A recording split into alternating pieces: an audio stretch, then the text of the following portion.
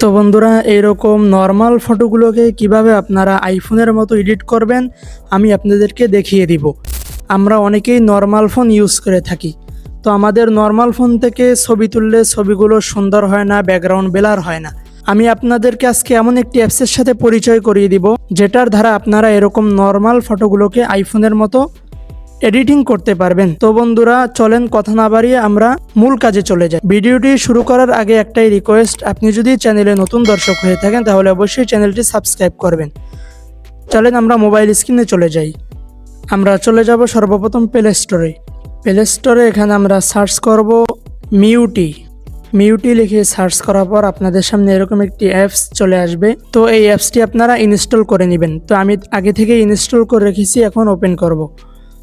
অ্যাপসটি ওপেন করার পর আপনাদের সামনে এরকম একটি ইন্টারফেস চলে আসবে। তো এখান থেকে আপনারা উপরে ফটো একটি অপশন দেখতে পারবেন, তো এখানে ক্লিক করবেন।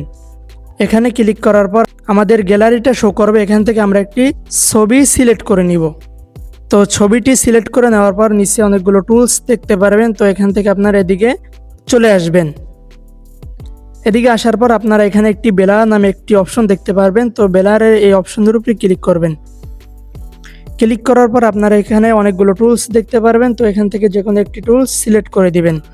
সিলেক্ট করে দেওয়ার পর কিন্তু দেখতে পারবেন আপনারা এক ক্লিকেই কিন্তু ব্যাকগ্রাউন্ডটা ব্লার হয়ে গেছে।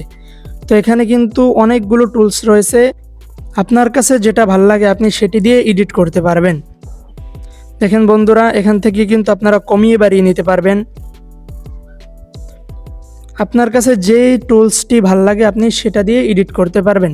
তো দেখেন, আইফোনের মতো নর্মাল একটি ছবিকে আপনি ঠিক এরকমভাবে আইফোনের মতো এডিট করতে পারবেন। তো বন্ধুরা, আপনারাও কিন্তু এরকম এক ক্লিকে আপনাদের ফটোগুলো এডিটিং করে ফেসবুকে, টিকটকে পোস্ট করতে পারবেন। তো এই ছিল আজকের ভিডিওটি যদি আপনার কাছে একটু ভালো লেগে থাকে তাহলে অবশ্যই ভিডিওতে একটি লাইক দিয়ে চ্যানেলটি সাবস্ক্রাইব করে আপনার বন্ধুদের কাছে শেয়ার করতে ভুলবেন না। দেখা হবে নেক্সট কোনো ভিডিওতে। ভালো থাকবেন, সুস্থ থাকবেন।